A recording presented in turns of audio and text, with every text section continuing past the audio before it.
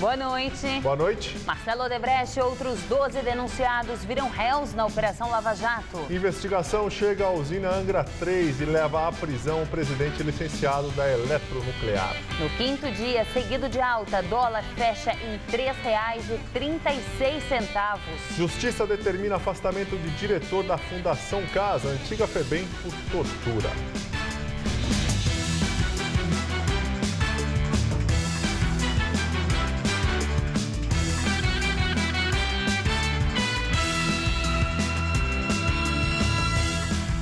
A Operação Lava Jato ultrapassa as fronteiras da Petrobras e chega à Eletrobras. O presidente licenciado da Eletronuclear, responsável pela construção da usina Angra 3, foi preso hoje. Otton Luiz Pinheiro da Silva é almirante reformado e um dos nomes mais importantes na história do programa nuclear brasileiro. Ele é acusado de receber 4,5 milhões de reais em propinas. Esta 16ª fase da Lava Jato foi batizada de radioatividade, com diligências em Brasília, Rio de Janeiro e São Paulo. O almirante reformado Otton Luiz Pinheiro da Silva foi preso em casa, no Rio de Janeiro. Ele está afastado da presidência da Eletronuclear, que é uma subsidiária da Eletrobras, desde abril, após as primeiras denúncias de corrupção. Otton Luiz foi citado em delação premiada do ex-presidente da Camargo Correia, Dalton Avancini. O executivo revelou a existência de um cartel nas contratações de obras de Angra 3 e citou Otton Luiz como beneficiário de propinas. Segundo a Polícia Federal, os pagamentos foram efetuados entre 2009 e 2014 por meio da Aratec Engenharia, uma empresa em nome de Otton Luiz. O procurador da República, Taíde Ribeiro Costa, falou sobre o caso. Camargo Correia, UTC, T15, Queiroz Galvão, EB do grupo do MPE, UTC, Andrade Gutierrez e Odebrecht. Mais uma vez, vimos que a corrupção é endêmica e os indicativos são que ela está espalhada por vários órgãos em metástase. Também foi preso Flávio Davi Barra, executivo da Andrade Gutierrez. A Andrade Gutierrez e Ingevix, e elas passavam valores de vantagens indevidas por meio de empresas intermediárias para a empresa de propriedade do então presidente da Eletronuclear, Sr. Otton Luiz. O juiz Sérgio Moro bloqueou 60 milhões de reais, sendo 20 milhões de Otton Luiz, 20 milhões de Flávio Barra e 20 milhões da Aratec Engenharia. O objetivo é garantir ressarcimento aos cofres públicos no caso de condenação. Sérgio Moro afirmou que a investigação sobre Otton Luiz refere-se ao período posterior à passagem dele para a Reserva da Marinha em 1994. Abrange apenas atividades civis e não tem nenhuma relação com fatos sob jurisdição da Justiça Militar. A Eletronuclear e a Eletrobras não se pronunciaram. A Andrade Gutierrez disse que sempre esteve à disposição da Justiça. E a Justiça aceitou a denúncia feita pelo Ministério Público contra Marcelo Odebrecht. Agora, Marcelo e outras 12 pessoas, entre elas o doleiro Alberto Youssef, vão responder na Justiça pelos crimes de organização criminosa, corrupção ativa e passiva e lavagem de dinheiro nacional e internacional. No despacho, o juiz federal Sérgio Moro considerou que as provas apresentadas pela promotoria até o momento justificam a abertura do procedimento contra os acusados. Para o Ministério Público Federal, a Odebrecht montou uma sofisticada rede de lavagem de dinheiro. Com isso, a companhia pagou propinas a executivos da Petrobras para fechar contratos com a estatal. Marcelo Odebrecht está preso desde junho e foi transferido no final de semana para o Complexo Penitenciário de Pinhais, região metropolitana de Curitiba. Direto de Brasília, Josias de Souza fala sobre a 16ª fase da Operação Lava Jato. A Operação Lava Jato chegou hoje ao setor elétrico. Com isso, 7 das 10 grandes obras do PAC já caíram nas malhas da investigação. São 5 grandes obras da Petrobras e 2 grandes obras do setor elétrico, a usina de Angra 3 e a hidrelétrica de Belo Monte. Todas essas obras estão maculadas por uma linha de montagem de falcatruas. Políticos corruptos e servidores corruptos, empreiteiras corruptoras, licitações arranjadas e farta distribuição de propinas. O PAC, você sabe, é aquele programa que foi lançado por Lula, cujo nome já perdeu completamente o sentido. É Programa de Aceleração do Crescimento. Hoje não há nem aceleração, nem crescimento, mas o programa ainda existe. E quem cuida dele é Dilma Rousseff, cuida desde sempre com zelo de mãe. Lula, você se lembra, apelidou Dilma de mãe do PAC. As áreas de petróleo e energia elétrica são as especialidades de Dilma. Ela comanda esses dois setores com mão de ferro desde o primeiro ano de Lula no poder, 2003, quando Dilma foi nomeada ministra de Minas e Energia. A despeito de toda essa proximidade de Dilma com os assuntos que são investigados na Operação Lava Jato, ela sustenta que não farejou os bilhões de reais que foram desviados sob o seu nariz. Dilma não sabia de nada. Essa combinação de crise econômica com corrupção é fatal para a perda de credibilidade da presidente da República. Com dificuldades para encher a geladeira, o brasileiro tropeça diariamente na roubalheira. A Operação Lava Jato está na televisão, está no rádio, está na conversa de botequim. E quando o sujeito ouve dizer que Dilma Rousseff não sabia de nada, o brasileiro se pergunta, bem, se a presidente não controlou a inflação, não controlou a economia e não viu a corrupção, o que diabos Dilma Rousseff estava fazendo em Brasília nos últimos 13 anos? É essa pergunta que faz de Dilma uma presidente hemorrágica. Boa noite. A agência de classificação de risco Standard & Poor's muda a perspectiva de nota do Brasil para negativa. O rating brasileiro foi mantido em BBB-, classificado como grau de investimento, mas o país ficou mais perto de perder o selo de bom pagador após essa revisão. Com a decisão, a agência sinaliza que o Brasil poderá passar a ter grau especulativo. Segundo a Standard & Poor's, o Brasil enfrenta desafios políticos e econômicos, apesar das mudanças feitas pela presidente Dilma Rousseff em seu segundo mandato. Dólar teve mais um dia de alta e fechou cotado a R$ 3,36. A moeda americana disparou ao longo do pregão e chegou a ser cotada a R$ 3,43, mas depois caiu. Ministro da Fazenda, Joaquim Levy, afirma que a alta do dólar é uma turbulência passageira. Eu acredito que a turbulência do momento, evidentemente, é passageira. E também acredito que a economia vai retomar o caminho de crescimento. Muitos setores já têm avançado bastante nesse processo de ajuste. Enquanto isso, vamos fazer todos os esforços e alinhando entendimentos com o Congresso para garantir uma previsibilidade fiscal que dê tranquilidade em relação também à dinâmica da dívida. Nós temos uma dívida relativamente grande em que nós temos que estar atento à sua trajetória. Mais cedo, os centrais sindicais realizaram um ato aqui na Avenida Paulista contra a política econômica do governo. A Força Sindical, a Central dos Trabalhadores e Trabalhadoras do Brasil, a Nova Central Sindical de Trabalhadores e a União Geral dos Trabalhadores participaram do ato. A manifestação aconteceu de manhã em frente à sede regional do Banco Central, na Avenida Paulista. Os manifestantes chegaram a interditar uma faixa da via.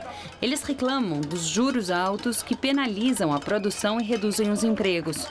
Os organizadores afirmaram que 1.000 pessoas participaram do ato. A PM não fez a contagem. As centrais sindicais prometem um novo ato amanhã em Brasília. Com a crise econômica e, consequentemente, a redução do poder de compra dos brasileiros, a venda no comércio caiu muito nos últimos meses. Mas quem deixa de comprar passa a consertar. E o mercado de pequenos ajustes, composto por costureiras e sapateiros, não só tem conseguido se manter, como aumentou o lucro. Tem promoção para todo lado. Em época de inflação e desemprego em alta, o que está em baixa são os preços das lojas. Ainda assim, o consumidor pensa 2 vezes antes de comprar. O pessoal está mais retraído, quem tem dinheiro acaba guardando um pouco mais. E mesmo quem vem ao shopping... A senhora veio comprar alguma coisa? Não, eu vim almoçar. Eu vim para comer. Para comer também. Por causa da crise. Que dá... Dinheiro tá osso, né? Em época de crise, ao invés de abrir a carteira, o consumidor prefere abrir o armário e de lá tirar essas peças antigas que ainda podem ser consertadas, ao invés de comprar uma roupa nova. Só assim, para cortar os gastos e sentir menos no bolso. A crise passa longe da porta da dona Maria Tereza, que é costureira. Ela percebeu que nos últimos meses tem aparecido mais clientes novos. Às vezes a pessoa vai comprar uma roupa, custa 200, 300 reais, ela traz para consertar, né? Porque sai mais em conta, né? Quando aumenta o serviço, eu chamo, são 3 pessoas, né? Aí eu chamo, uma vem 2 dias, outra vem 3. Por que trazer aqui, por exemplo, ao invés de comprar uma roupa nova? Ah, não, porque a situação não está para isso, né, meu filho? A gente tem que ir aproveitando o máximo. Desde que a crise apertou, a sapataria do Rafael conserta 30% mais sapatos do que antes. O movimento caiu muito há 3 anos atrás pelo caso do consumo, né?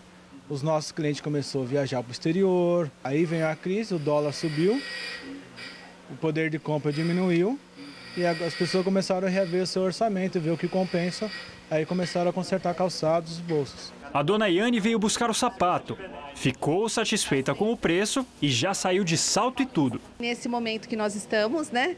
Eu ainda prefiro cuidar mais dele do que comprar um atual. Ando olhando nas vitrines, estou vendo que tem várias liquidações, mas ainda estou poupando essa parte de novos. Presidente Dilma Rousseff anuncia novas vagas do programa Pronatec Aprendiz. Ela afirmou que o Brasil tem de evitar que os jovens sejam usados pelo crime organizado. No programa Pronatec Jovem Aprendiz na Micro e Pequena Empresa, a União banca os custos da qualificação obrigatória para facilitar o acesso de adolescentes ao mercado de trabalho. Segundo o governo, 15 mil novas vagas serão distribuídas em 81 municípios. Nós temos de combater o uso de jovens pelo crime organizado.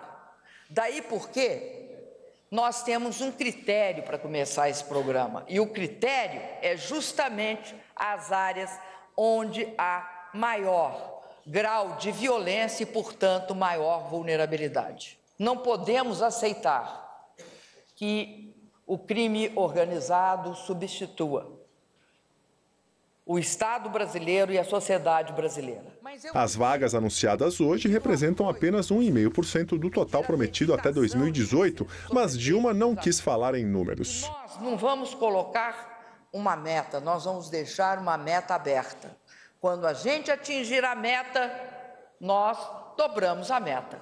Quando a gente atingir a meta, nós dobramos a meta. Dilma também participou do lançamento do site Dialoga Brasil, um fórum de participação digital que será administrado pelo governo federal. O objetivo é receber propostas dos cidadãos para melhorar as ações do executivo.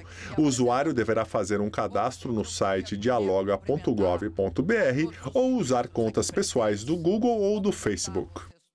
E agora vamos ao comentário de política com José Neumann e Pinto. Ontem, numa reunião com ministros, a presidente disse que a Operação Lava Jato produziu a queda de 1 ponto percentual no PIB. Olha, em primeiro lugar, é muito provável até que ela seja candidata ao Prêmio Nobel da Economia se ela conseguir fazer essa conta econométrica que nem Lord Keynes faria. Como é que calcula esse prejuízo de juiz, policial e promotor prender bandido, ladrão, corrupto, porque a Operação Lava Jato é isso. Então, nesse caso, eu acho até que deveria ser proposto não apenas o Prêmio Nobel da Economia para Dilma, mas um prêmio especial pela sua devoção à lógica de Aristóteles. Então é o seguinte: bandidos, petroleiros, políticos, corruptos roubam bilhões da Petrobras, que é patrimônio público. E a presidente disse que quem prejudica a economia é a operação que põe esses bandidos na cadeia. Pois é, hoje ela se superou, aliás, superou porque aí ela saiu de uma ciência mais comum, que é a economia, saiu de Keynes e foi para a matemática euclidiana. Pronacef já é uma coisa complicada para ela, desde que na campanha ela aconselhou um economista desempregado a fazer o Pronacef. E logo depois, quando há evidências de que a pátria educadora, da qual a Pronacef faz parte, virou uma pátria enganadora, uma pátria embromadora, porque não sai grana para a Pronacef. Mas hoje ela deu uma solução matemática tão genial que foi aplaudida. Preste atenção no que ela disse. Ela disse o seguinte: nós não vamos fixar uma meta, nós vamos deixar a meta aberta. Então, quando atingirmos a meta, dobraremos a meta. O povo adorou, né? Os áulicos, os bajuladores aplaudiram a valer. Eu acho que eles têm razão, porque matematicamente A presidente está certa. Quando a meta está aberta, a meta é 0. Quando atingirmos 0, dobraremos a meta. O dobro de 0 é 0. Só tem um pequeno problema. Será que esse 0 vai coincidir no momento que for alcançado com o índice de sua popularidade que está indo na direção dele? Mas isso, o futuro a Deus pertence, já dizia Armando Falcão, né? Pois é, volto aqui na sexta-feira, direto ao assunto, conto com você e até lá! Sites que dão acesso a dados de empresas e também de pessoas, de qualquer cidadão, a partir do nome completo do CPF ou CNPJ, têm criado polêmica na internet. Alguns casos já chegaram na justiça, mas tudo depende da origem dos dados. Muita gente não sabe, por exemplo, que o que consta nas redes sociais é sim público. A discussão sobre privacidade na internet já é antiga. Desta vez, a polêmica é o site Tudo Sobre Todos. A página permite o acesso público a informações de qualquer pessoa, como telefone e endereço, pelo número do CPF. O Ministério Público Federal apura a origem do banco de dados. No fim de semana, a página chegou a ficar fora do ar, mas voltou ao normal hoje pela manhã. O motivo da pane ainda é desconhecido. Segundo o Tudo Sobre Todos, a origem dos dados são cartórios, decisões judiciais, redes sociais e consultas em sites públicos. Outras páginas desse tipo já estiveram na mira da justiça. Algumas até foram retiradas do ar por ordem judicial. Tudo vai depender muito da origem pela qual os dados foram coletados. Se os dados foram coletados de origem lícita, de bancos de dados públicos, e simplesmente foram reunidos por um serviço de pesquisa para facilitar o fornecimento de dados a qualquer interessado, essa conduta por si só não corresponderia ou não acarretaria numa ilegalidade. O site também permite o acesso a informações mais detalhadas sobre os usuários por meio do pagamento dos chamados bitcoins, que são moedas virtuais muito usadas no mundo online. O que também chamou a atenção é que, apesar da página estar toda em português, ela está registrada nas Ilhas Seychelles, um paraíso fiscal no Oceano Índico. Eu entrei lá, dei uma olhada. O meu estava errado. Estou morando em outro lugar, o CEP está diferente lá no site. Em tese, apenas os dados bancários e fiscais de um cidadão são considerados sigilosos. Não é o caso do CPF, por exemplo, que costumamos fornecer no dia a dia. Eu acho que depende do que você coloca, né, cara? Do jeito que você atua na rede social. Eu evito postar coisas pessoais. É importante também que o usuário atente para quem ele fornece os seus dados, de que forma fornece os seus dados, tome conhecimento dos termos de uso daqueles sites que acessa, aplicativos, para assegurar que o uso dos seus dados realmente será bem feito. Em nota, o Ministério Público Federal confirmou que recebeu uma denúncia sobre o site Tudo Sobre Todos e disse que o caso está sob análise. Segundo o texto, não há mais nenhuma informação que possa ser divulgada por enquanto. A cidade de São Paulo teve hoje um dia seco. Os índices de umidade relativa do ar ficaram em 25%. E será que o tempo continua assim amanhã? Mariana Armentano traz os detalhes da previsão para esta quarta-feira.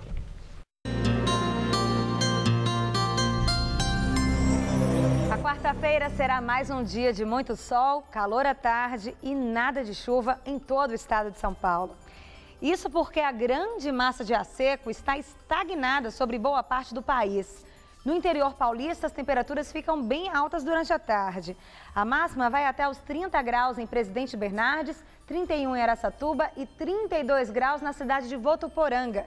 No norte, faz até 27 graus em Franca, 28 em Barretos e 29 graus em São José do Rio Preto. E na faixa leste, por causa do frio da madrugada, a quarta-feira ainda deve amanhecer com nevoeiro, mas ele logo se dissipa, dando lugar ao sol. Na cidade de Sorocaba, mínima de 8 e máxima de 26 graus amanhã. Aqui na região metropolitana também teremos uma grande amplitude térmica.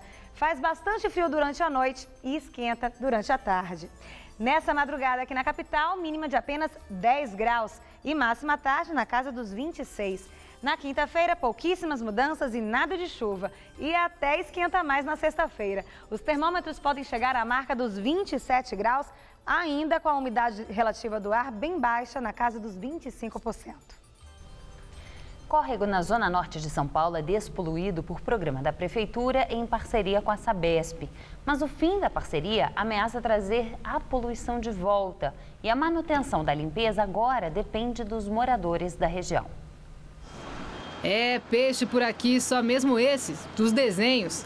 Mas daí a dar o rio como morto já é maldade. Esse é o córrego do Mandaqui, que corre pela Avenida Engenheiro Caetano Álvares. Ele e seus 33 afluentes andam fininhos. É porque não tem mais esgoto, não só água, que por sinal tá limpinha. Análises químicas feitas pela Sabesp comprovaram a ausência da poluição. E quem trabalha ou mora aqui nessa região também percebeu. Mal cheiroso muito, dava enchente, né? É tanto ali que tinha terreno ali que valia 300 mil, o pessoal estava vendendo por 160, até menos. Hoje valorizou, então? Valorizou muito, valorizou. Hoje os caras nem vender, vendem, né? Para mim ele melhorou bastante. Por quê? Porque antes ele enchia, né? Porque jogava muito lixo, tinha muita bagunça. E então ele enchia e tomava conta das casas das pessoas. Agora não. Pode chover que ele não transborda. Pelo menos de um ano que eu tô aqui eu não vi isso. Olha só, aqui tem pedaço de madeira, tem papelão, o que um dia foi uma parte de uma televisão, tem garrafa PET, arame. Tudo isso aqui na beira de um córrego, porque muita gente vê o córrego como um depósito de lixo ainda. Só que uma parceria entre Prefeitura, Sabesp e comunidade desde 2007 vem mudando essa história. A água está limpa, o cheiro não é ruim e a cultura de respeito a nossas águas vem crescendo aqui na Zona Norte. Isso poderia ser uma boa notícia se o programa Córrego Limpo não estivesse ameaçado. O programa já não existe no papel desde novembro de 2012. A Prefeitura de São Paulo não renovou a parceria, mas garante que mantém os cuidados como retirada de entulho. Já a Sabesp reduziu o investimento no programa, mas afirma que tem mantido o trabalho de saneamento dos 148 córregos. Segundo a empresa, entre abril e maio, foram 8 milhões de reais para limpar as galerias e os 20 quilômetros quadrados de córregos dessa região. Já a vizinhança promete manter o que conquistou. O pessoal está mais consciente de não jogar lixo assim, nem deixar na mão dos maloqueiros. Porque se você deixa, ali joga nas portas dos outros e joga também dentro dos córregos, né? O pessoal reclama, né? Fala, não pode jogar lixo aí, né? E melhorou muito, melhorou 100%. Em nota, a Subprefeitura de Santana afirma que realiza a cada 40 dias a limpeza dos 4 córregos que compõem o Mandaqui e que a última limpeza aconteceu na segunda quinzena de junho. Disse também que o convênio entre a Prefeitura e a Sabesp para o programa Córrego Limpo foi encerrado em 2012 e que a proposta de um novo contrato está em análise. A seguir, Justiça da Líbia condena a pena de morte o filho do ex-ditador Muammar Gaddafi. A viagem de Barack Obama à África. Na Etiópia, o presidente americano comparou as ditaduras do continente a um câncer. Martelo. Martelo. Alicate. Alicate. Onde é que tá? Tá aí na tampa organizadora. Broca. Broca. Eita, tem isso aqui. Claro, cabe 40 quilos. Chave de fenda. Ah, não. Perdemos? Pessoal, a campanha tá funcionando! Caixa Baú Irving. Mais organização e praticidade na obra. Irving é outro nível. Se você quer estudar jornalismo, relações públicas, publicidade e propaganda ou rádio, TV e internet, a Faculdade Casper Libero é o seu lugar. Quer conhecer? Eu te levo! Aqui a gente aprende na sala de aula e também em laboratórios de rádio, fotografia, edição de imagens e estúdios de TV. Você também pode colaborar em revistas, sites, programas de TV e rádio laboratoriais. E tem oportunidade de estágio dentro da Fundação Casper Libero. São mais de 60 anos de tradição numa localização incrível. Faculdade Casper Libero, formando os melhores profissionais da comunicação. Quer saber mais? Acesse nosso site. Hoje, fica na minha companhia, vai ser ótimo. Olha, tem música com o Thiago York. As principais notícias dos famosos com a jornalista Esther Rocha. E gastronomia de primeira grandeza com Guilherme de Sé. Vai perder? Não, né? Então pode vir que eu tô te esperando. Todo seu. Hoje, 10h30 da noite.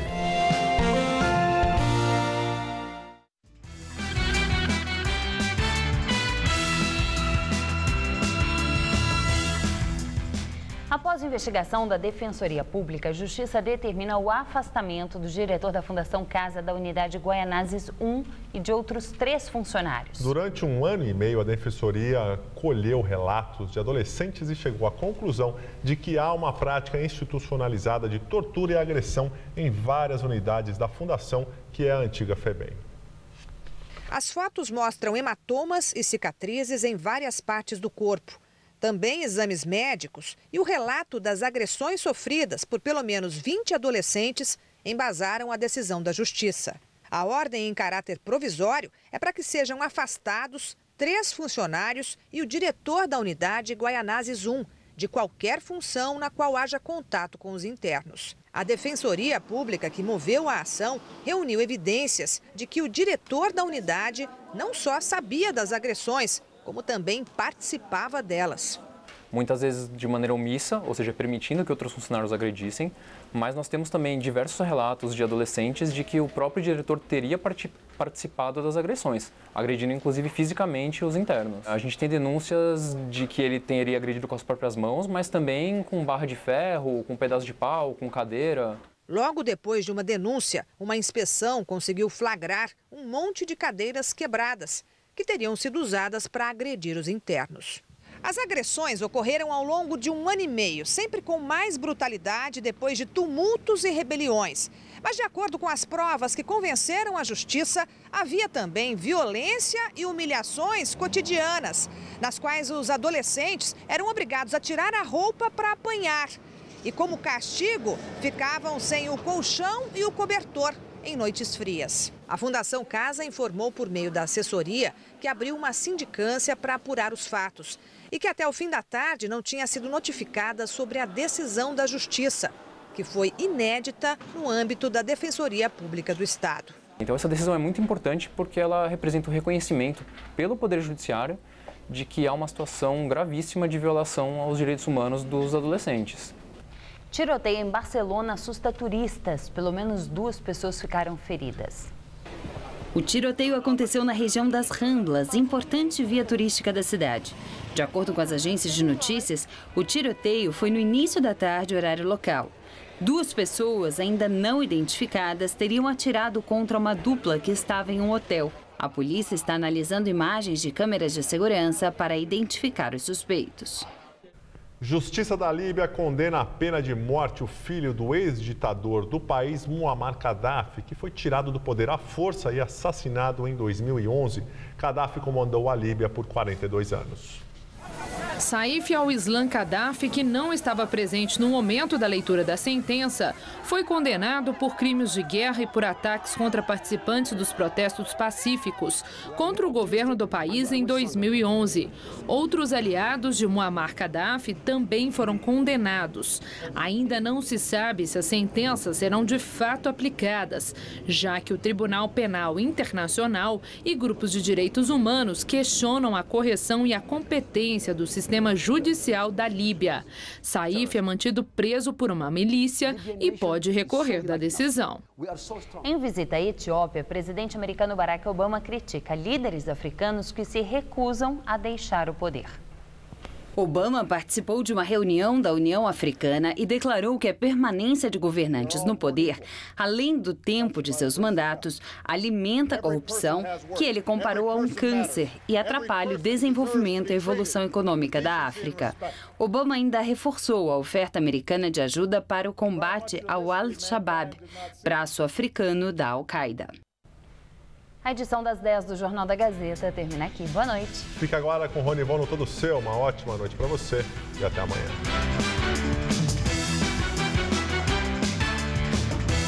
Logo mais 11h30 da noite, Fabrício Carpinejar fala sobre arte urbana com Tiago Mundano em A Máquina. Assista agora. Todo Seu.